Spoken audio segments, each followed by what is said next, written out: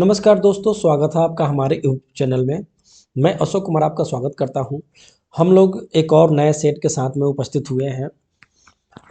विज्ञान के एक बहुत ही महत्वपूर्ण क्वेश्चन का एक सेट है जो 2023 में एग्ज़ाम देने वाले विद्यार्थियों के लिए बहुत ही महत्वपूर्ण है। तो चलिए शुरू करते हैं।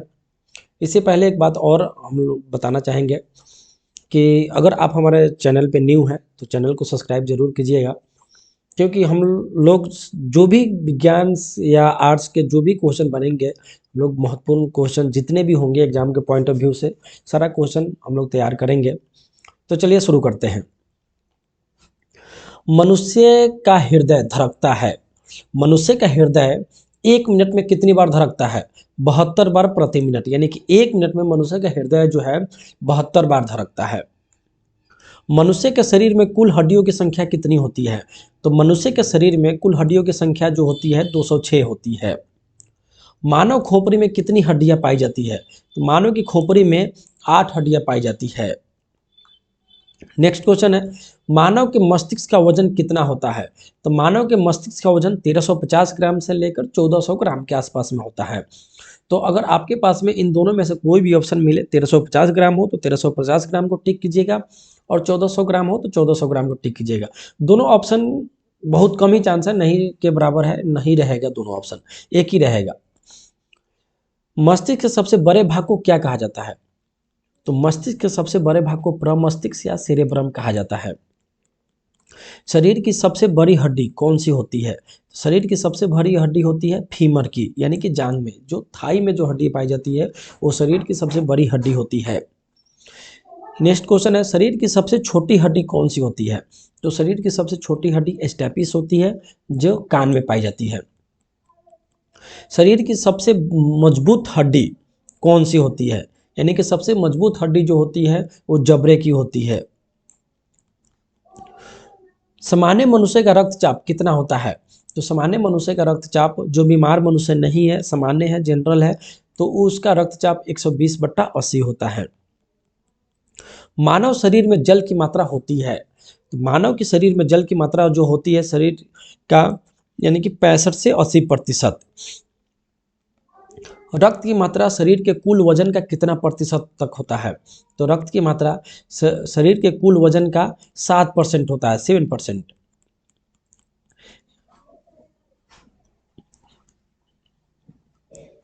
मानव रक्त का पीएच मान कितना होता है? तो मानव रक्त का पीएच मान होता है 7.4। रक्त की सफाई अर्थात शुद्ध कौन सा अंग करता है? रक्त की सफाई शरीर का कौन सा अंग है जो रक्त को साफ करता है, यानी शुद्ध करने का काम करता है? तो है किडनी। किडनी जो है रक्त की सफाई करता है। लाल रक्त कण का निर्माण कहाँ होता है? शरीर के किस भाग में लाल रक्त कण का निर्माण होता है? तो शरीर के अस्थि मज्जा में लाल रक्त कण का निर्माण होता है। लाल रक्त कण का जीवन काल कितने दिनों का होता है? लाल रक्त कण का जीवन काल 120 दिनों का होता है। श्वेत रक्त कण का जीवन काल कितने दिनों का होता है? तो श्वेत रक्त कण का जीवन काल 1 से 4 दिनों का होता है। श्वेत रक्त कण को कहा जाता है, श्वेत रक्त कण को क्या कहा जाता है? तो श्वेत रक्त कण को ल्यूकोसाइट कहा जाता है, और लाल रक्त कण को एरिथ्रोसाइट कहा जाता है। मानव शरीर में ताप का नियंत्रण कौन सी ग्रंथि करता है? ताप को नियंत्रित करने का काम कौन सी ग्रंथि करता है शरीर में? तो हाइपोथैलेमस ग्रंथि शरीर को ताप करने का काम करता है। रक्त समूह की खोज किसने किया था? तो रक्त समूह की खोज कार्ल लैंडस्टीनर ने किया था। सर्वदाता रक्त समूह किस ग्रुप को कहा जाता है? तो सर्वदाता रक्त समूह जो होता है वो ग्रुप होता है जो किसी भी ग्रुप वाले समूह को यह खून डोनेट कर सकता है, दे सकता है। सर्वग्राही रक्त समूह कौन सा अंग होता है? तो सॉरी, ग्रुप होता है। तो सर्वग्राही रक्त समूह जो होता है वो AB ग्रुप होता है।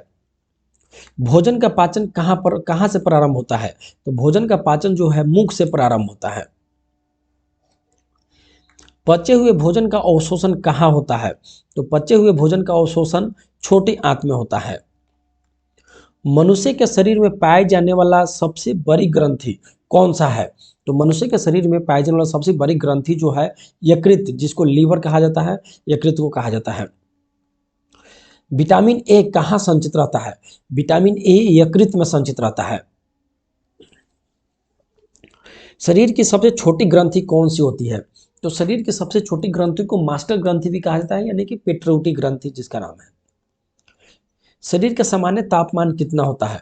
तो शरीर का सामान्य तापमान जो होता है 98.6 यानी कि 98.6 फ़ारेनहाइट होता है, या 37 डिग्री सी यानी सेंटीग्रेड में 37 डिग्री सी होता है, या केल्विन में 310 केल्विन के बराबर होता है।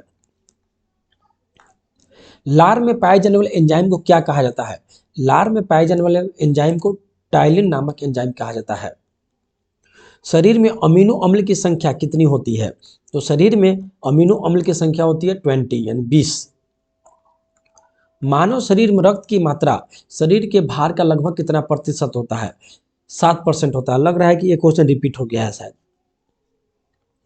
रक्त के किस प्रकार का विलयन होता है? रक्त एक क्षारीय विलयन होता है, यानी कि जिसका पीएच मान 7 से ऊपर हो वो क्षारीय होगा, और जिसका पीएच मान 7 से नीचे हो वह अम्लीय होगा, और 7 जिसका पीएच मान होता है वह उदासीन होता है।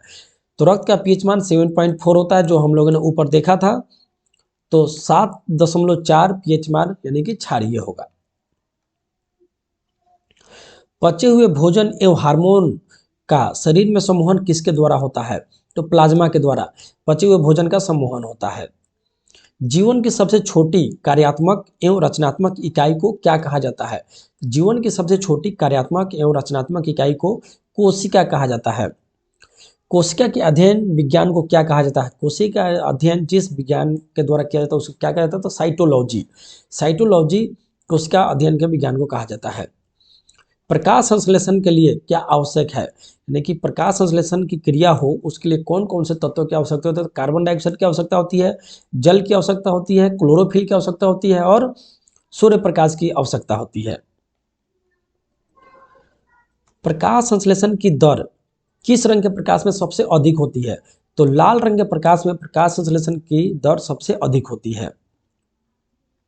मानव शरीर में कुल मांसपेशियों की संख्या कितनी होती है? तो मानव शरीर में कुल मांसपेशियों की जो संख्या होती है 639 होती है। पित्त क्या होता है? किस प्रकार का द्रव होता है? तो पित्त जो होता है हरे पीले रंग का क्षारीय द्रव होता है। अंतःस्रावी ग्रंथियों से स्रावित होने वाला हार्मोन को कौन नियंत्रित करता है? तो अंतःस्रावी ग्रंथियों से स्रावित होने वाले हार्मोन को हाइपोथैलेमस ग्रंथि नियंत्रित करता है। रक्त के प्लाज्मा को छानकर शुद्ध बनाने का कार्य कौन सा अंग करता है? तो रक्त के प्लाज्मा को यानी कि ब्लड को छानने के काम, शुद्ध करने का काम कौन सा अंग करता है? वृक्क, यानी जिसको किडनी भी कहा जाता है, वृक्क करता है। हार्मोन का कार्य होता है, हार्मोन का कार्य क्या होता है शरीर के अंदर में? तो सभी प्रकार के रासायनिक क्रियाओं को नियंत्रित करने का कार्य जो होता है वो हार्मोन करता है। लाल रक्त कण का मुख्य कार्य क्या होता है? तो लाल रक्त कण का मुख्य कार्य जो होता है ऑक्सीजन एवं कार्बन डाइऑक्साइड का सम्मोहन करना होता है लाल रक्त कण का मुख्य कार्य। पत्तियों का रंग पीला होने का क्या कारण होता है?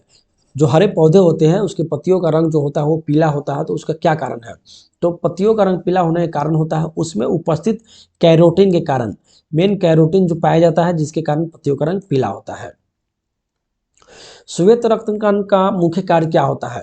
तो श्वेत रक्त कण का मुख्य कार्य जो होता है बाहर से आए रोगाणुओं का हनन करना होता है, यानी कि बाहर से जो भी हमारे शरीर के अंदर में प्रवेश करता है रोगाणु उसको खत्म करने का काम करता है, यानी कि शरीर के इम्यूनी सिस्टम को स्ट्रॉन्ग करने का काम करता है। मनुष्य में कितने प्रकार के रक्त समूह पाए जाते हैं? तो मनुष्य में 4 प्रकार के रक्त समूह पाए जाते हैं। कौन कौन से? ए, बी, ए बी और ओ। तो मनुष्य में 4 प्रकार के रक्त समूह पाए जाते हैं। ए ग्रुप पाए जाते हैं, बी ग्रुप पाए जाते हैं, ए बी पाए जाते हैं और ओ पाए जाते हैं। ओ बी सर्वदाता ग्रुप कहा जाता है और बी को सर्वग्राही ग्रुप कहा जाता है, यानी कि ओ किसी को भी, इन चारों में से किसी को भी रक्त दे सकता है, और ए बी जो है वो इन चारों में से किसी से भी रक्त ले सकता है। प्रोटीन का पाचन कहाँ होता है? शरीर के किस अंग में प्रोटीन का पाचन होता है? तो शरीर का अमाशय में प्रोटीन का पाचन होता है। तंत्रिका तंत्र की इकाई को क्या कहा जाता है? तंत्रिका तंत्र की इकाई को न्यूरॉन कहा जाता है। पाचन की क्रिया शरीर के किस अंग से प्रारंभ होता है? तो पाचन की क्रिया शरीर के मुख से प्रारंभ होता है। मनुष्य के लार में कौन सा एंजाइम पाया जाता है? तो मनुष्य के लार में टॉयलिन नामक एंजाइम पाया जाता है। पचे हुए भोजन का अवशोषण शरीर के किस अंग में होता है? तो पचे हुए भोजन का अवशोषण शरीर के छोटी आंत में होता है। छोटी आंत, बड़ी आंत होती है, जो छोटी आंत में पचे हुए भोजन का लास्ट से में उसका अवशोषण किया जाता है। तो चलिए, हम लोगों ने ये देखा 50 क्वेश्चन का, 50-51 क्वेश्चन का एक महत्वपूर्ण सेट देखा, जो आपके एग्जाम के पॉइंट ऑफ व्यू से बहुत ही महत्वपूर्ण है। मिलते हैं नेक्स्ट वीडियो में, तब तक के लिए थैंक यू, जय हिंद।